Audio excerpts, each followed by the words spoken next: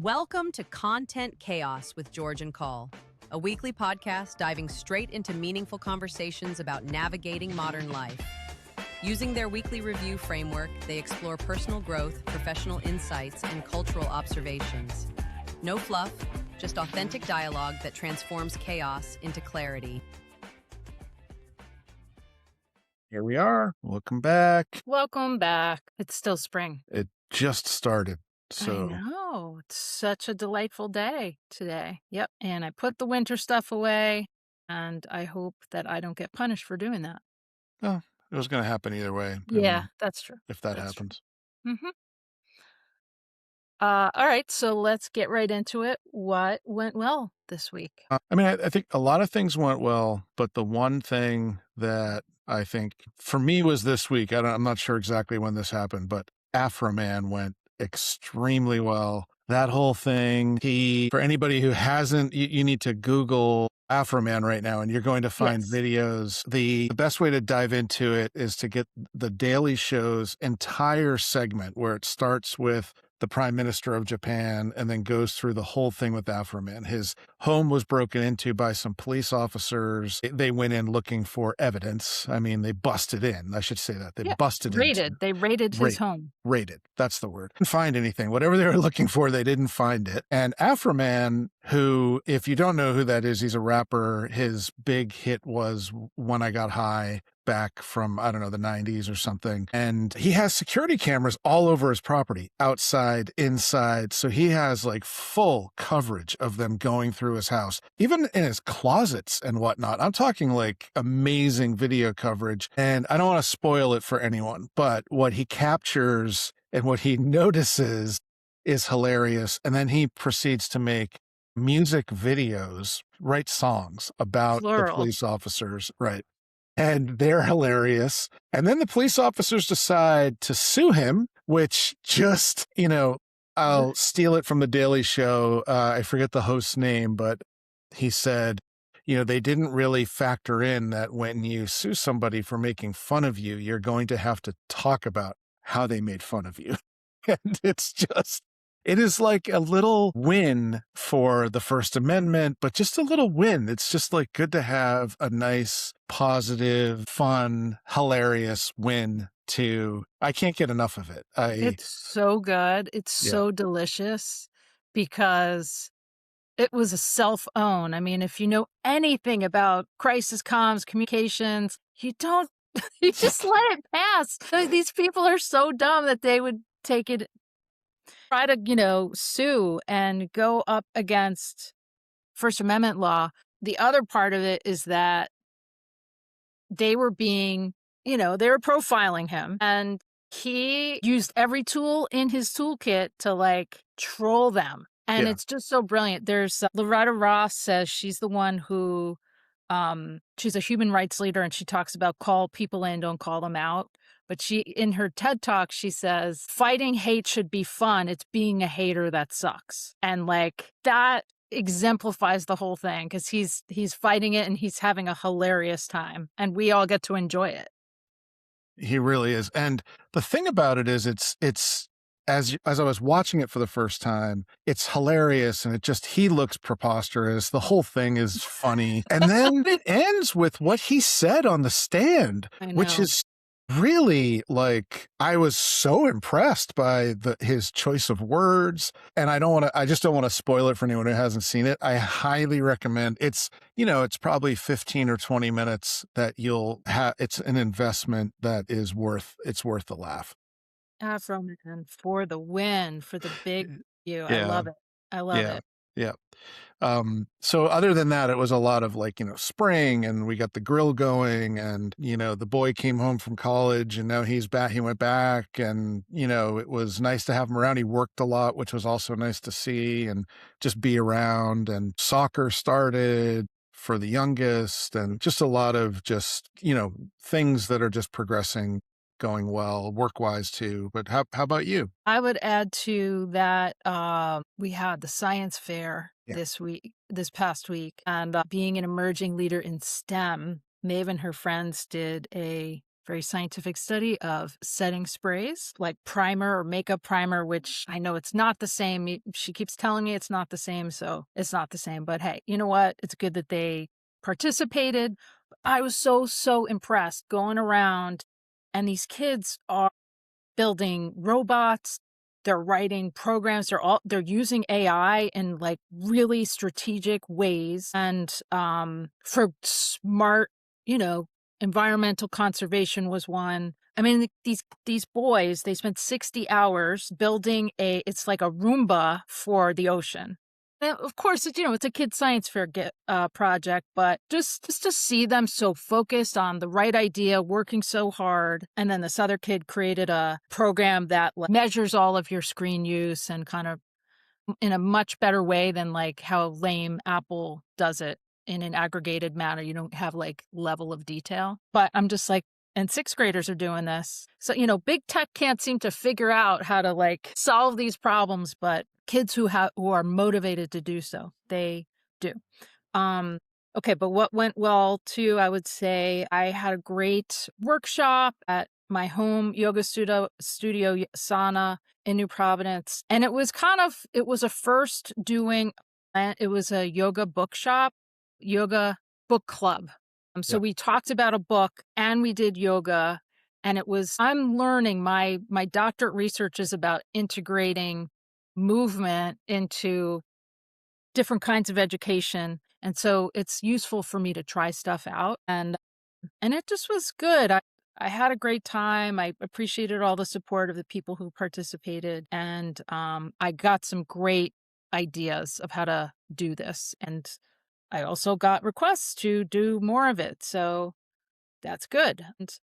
And then lastly, I have been making, I am an AI explorer and I'm trying to learn how to use it well. And I've been working on a project about education in Bhutan. And I really am beginning to use a more kind of set it and forget it approach where I give the prompts and then I leave and I come back. I would just say, my human discernment is still needed for a lot of this stuff. And there are certain prompts you can use that will just take apart poorly done academic reports that clearly people used AI.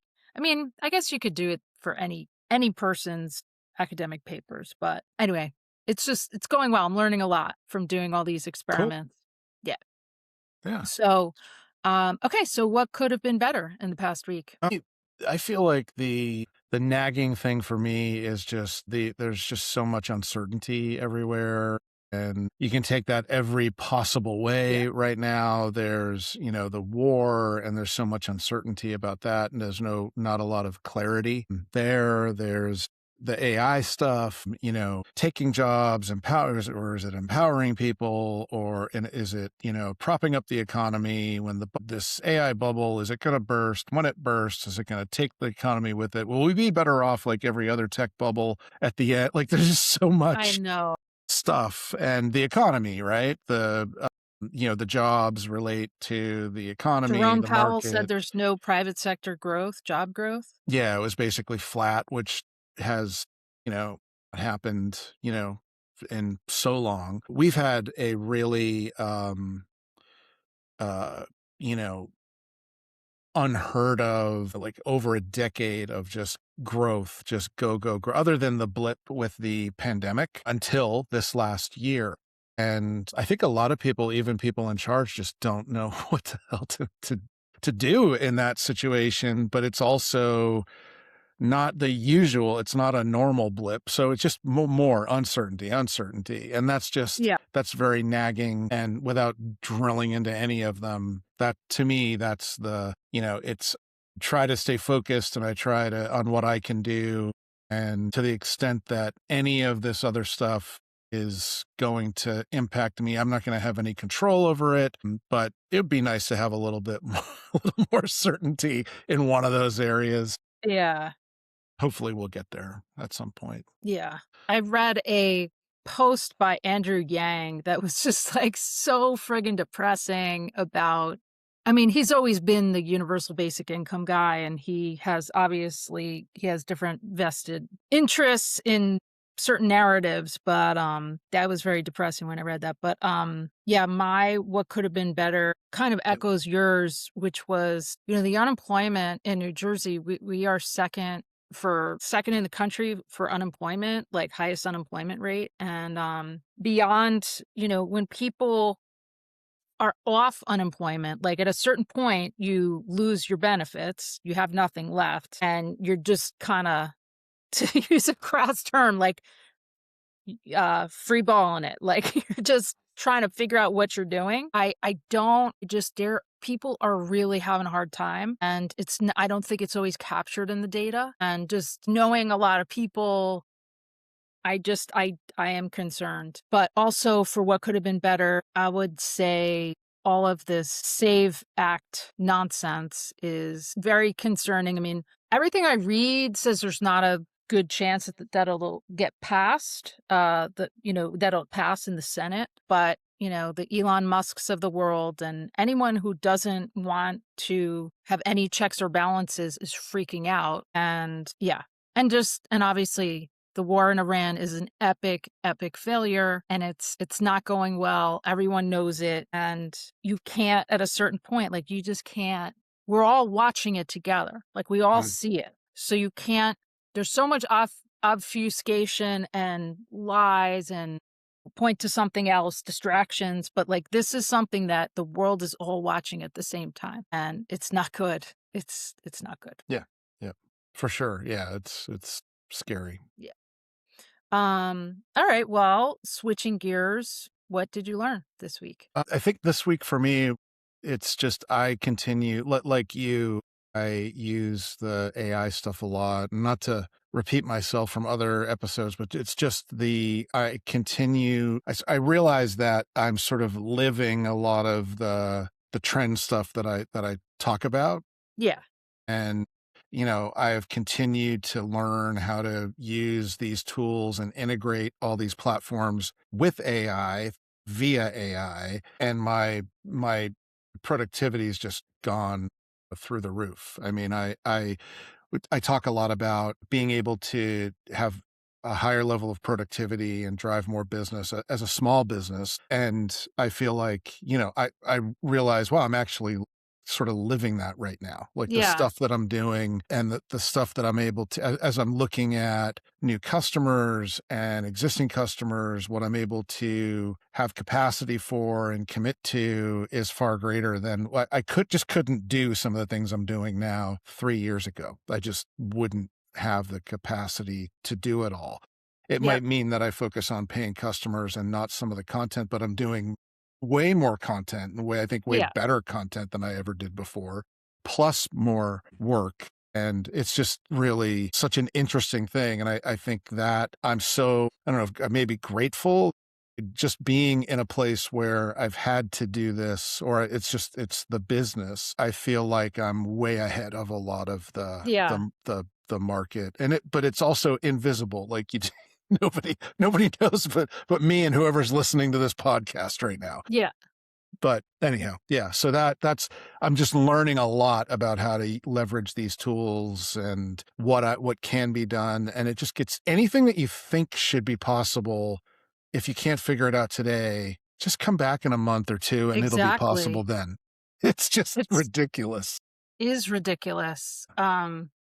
I actually posted, I keep a quote on my desk: "You are what you cultivate when no one is watching." Like, it's good. I'm all about learning these new things and figuring this stuff out, and also just being grateful, like just have it, the fact that how to ask these questions and get what you want out of it, The lived experience is definitely an advantage. Yeah, for sure. How about you? What's your learning?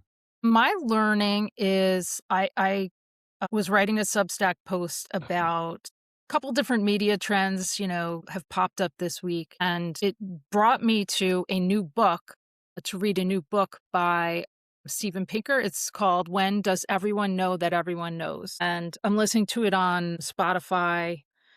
And it's very interesting. It's kind of like, coincidentally, last week on this podcast, I said that Trump was the emperor with no clothes standing out on the Strait of Hormuz, and the whole world knows he's nude. And the book opens with the emperor has no clothes. But anyway, the whole book is about this concept of shared information and people having kind of a shared sense of reality, which is fascinating to me. It's why I, start off in journalism and the social life of information, all this stuff. It's very interesting to see it all evolving, and I'm learning a lot from this book. One of the things I also learned in my research is that independent bookstores are like thriving and making like a huge comeback, Oh, which wow. I thought was pretty cool. That's good. Yeah, I mean, people are they want to connect and they're not trusting large institutions per se. They want to be in smaller circles. So there's certain, things like the book club that I hosted this week. There's certain formats that are doing better. So, Cool. I yeah, like that. Yeah. Well, we did it. That we did. episode 32. All righty then. Well, have a great week. Yeah. You too, everybody. All All right. righty. Till next time. Ciao.